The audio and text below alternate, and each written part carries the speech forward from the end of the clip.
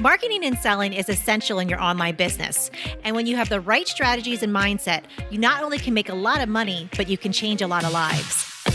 Welcome to the Online Marketing Podcast, where we help course creators, membership owners, and coaches market and sell their offers. We're your hosts, Paul and Melissa Pruitt. Let's dive in and get started. Welcome to the Mastermind series, where you get to experience Paul and Melissa and their mastermind brainstorming and sharing different ideas on marketing and sales. We're going to move over to Meg. My question is, can you give me some more tips on things I can do to make my whole new membership go smoothly? Like, what are some of the biggest mistakes you guys have made? Not that you've ever made a mistake, either one of you, but just like anything that you think is kind of, oh my God, I shouldn't have done that. Or, oh my God, I'm so glad we did this. Like just your top tips. Good question. Is this before or after the sale? Either way. I'd say after. Okay.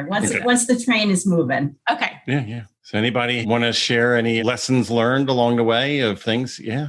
Go ahead, Patty. Yeah, Patty. This is just a simple one, but I've recognized that I have trained my people that I send them lots of emails about every time we're meeting, and that I like the way your emails come through on the weekend on Sunday at the same time, and you tell them and it's their responsibility. And so now I just did that with my founding members. So now I'm backing out and saying, okay, no more of that. They get one email. If they show up, that's their responsibility. And if they don't, then they'll have to figure it out. Good. So anyone else have any tips? Lessons learned? Even if you've experienced it from a member, like something that was a little awkward or maybe something incredible that you experienced as a member that you think is a great system or a tool or things that people have done. Oh, yeah, sure. So in my group, I have a section that contains Zoom meeting recordings, and I edit all those.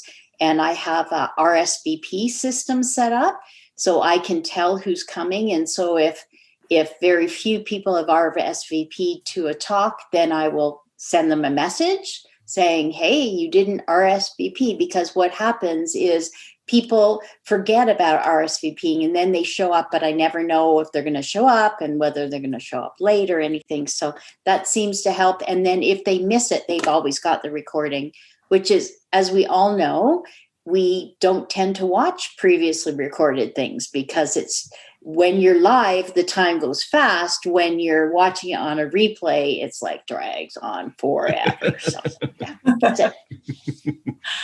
That's great. Thank you, Sharon.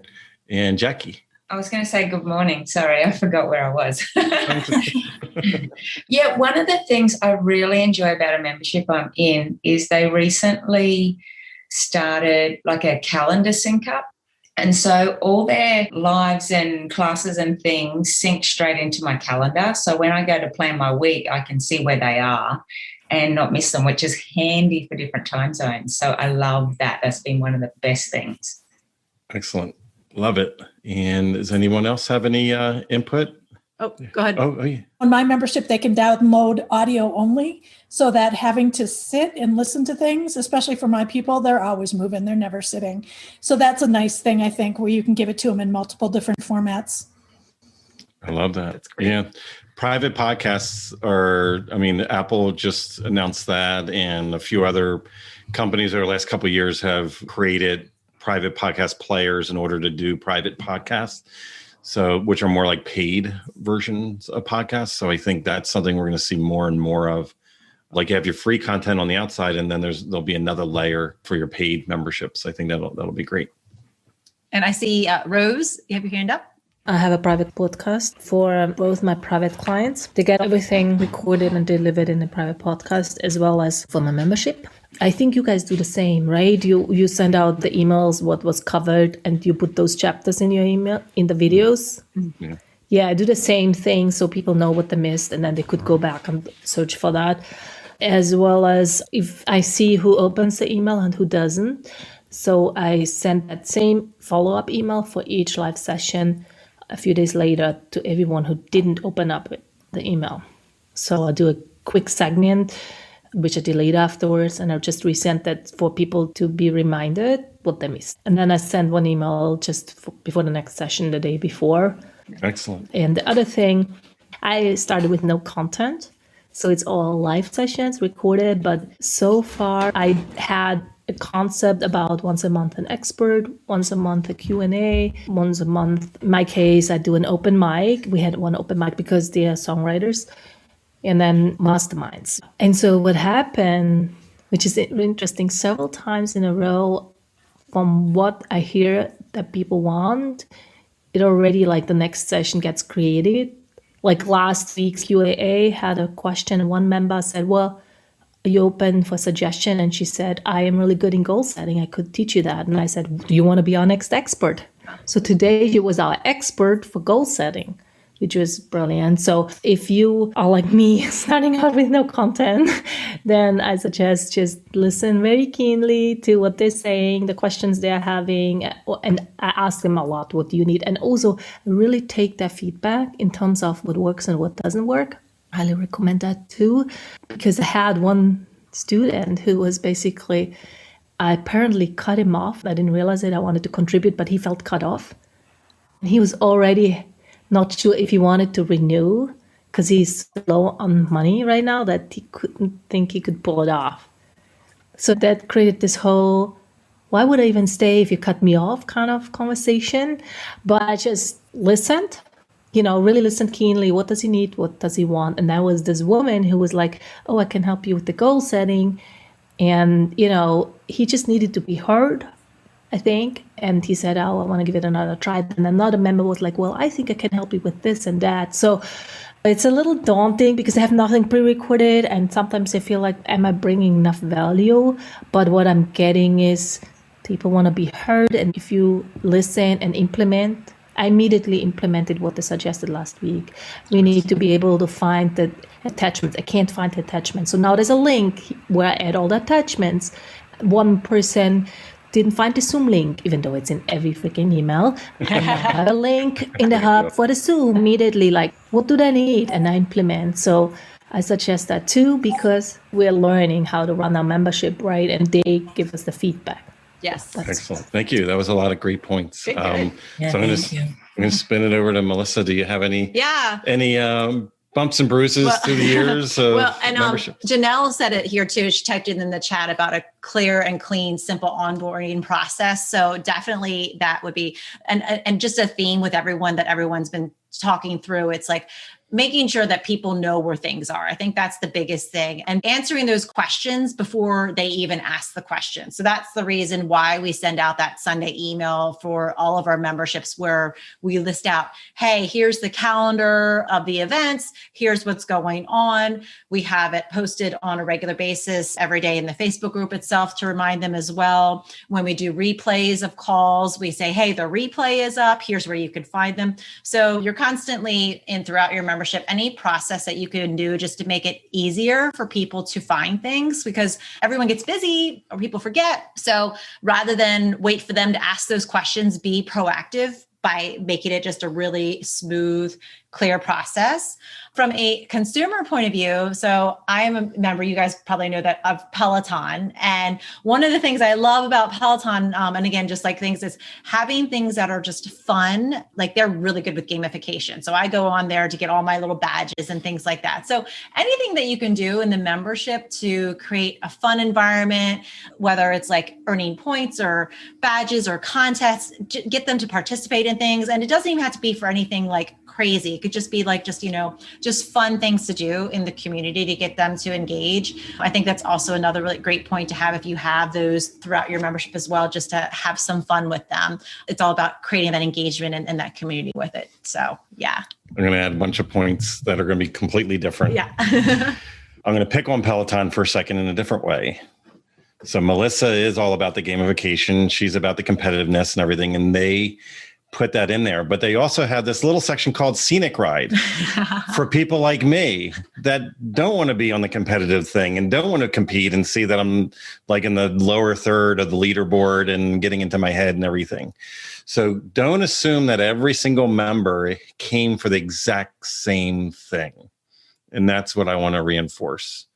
Don't be the teenager that is like, How come you went silent on text? Where are you at? Are you okay? Are you mad at me? Is something wrong? You haven't replied yet. I see you didn't read your text. You didn't get back to me yet. What's going? You know what I mean? Like, you don't want to be the over anxious teenager trying to date somebody, right? And I say that jokingly because some of us are really caught up on seeing our consumption numbers. And at the same time, Planet Fitness became a multi-billion-dollar company banking on the fact that 99% of their people will not walk back in the gym and use a piece of equipment.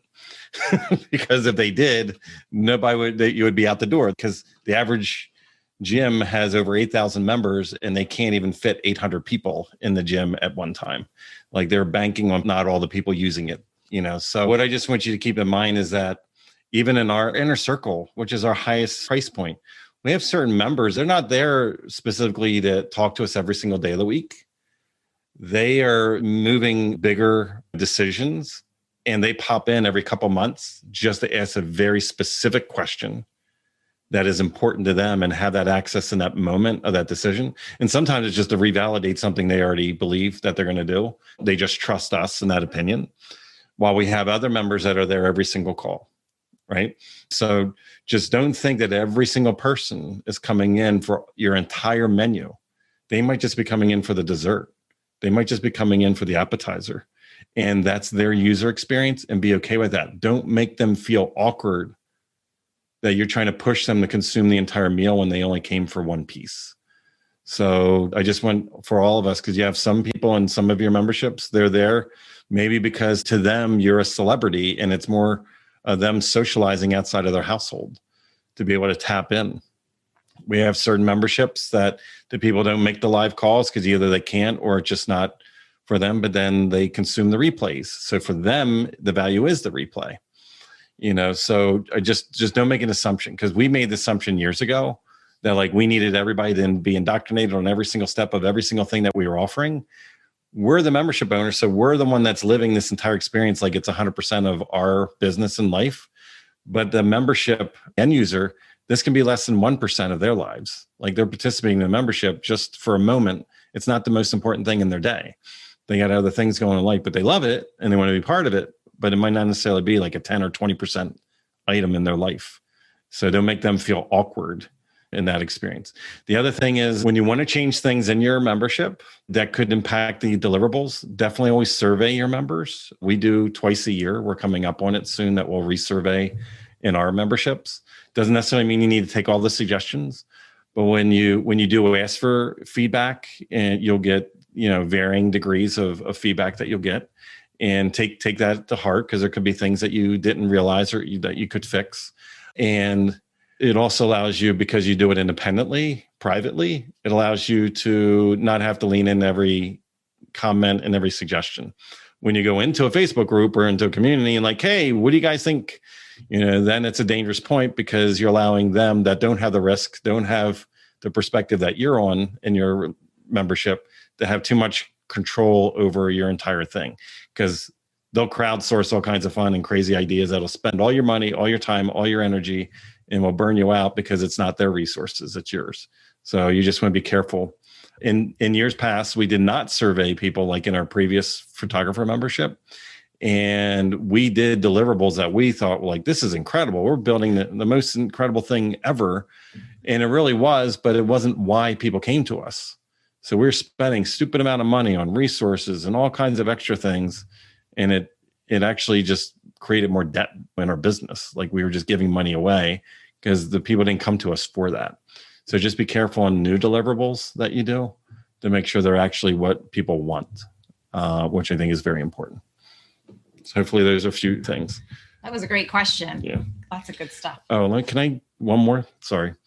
Everybody focuses on onboarding experiences, which is very key, because that's the first impression that you bring somebody in. Also, be really good at your offboarding, because how many of us go to cancel or leave a membership and we're treated like trash suddenly?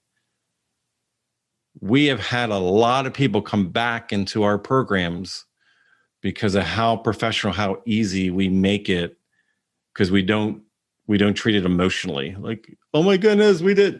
It's a fair trade. And I just want you to understand that, is that when somebody invests in your membership and they pay for this month and you give value this month, that was a fair, equal trade. That's what the promise was. So if next month, if there's a different decision that's being made, don't take that as a personal attack. Don't take it as a personal attack.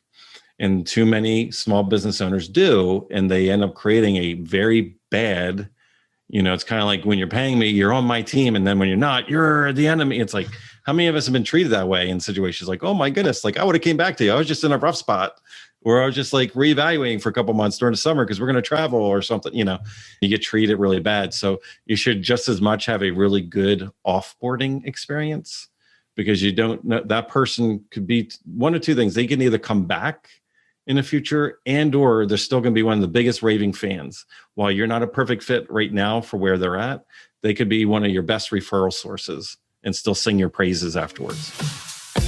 If you would like to work with us and our team to help you snap up more sales and incredible clients with a stellar marketing strategy that works, go to adaptivemembership.com and sign up for our wait list.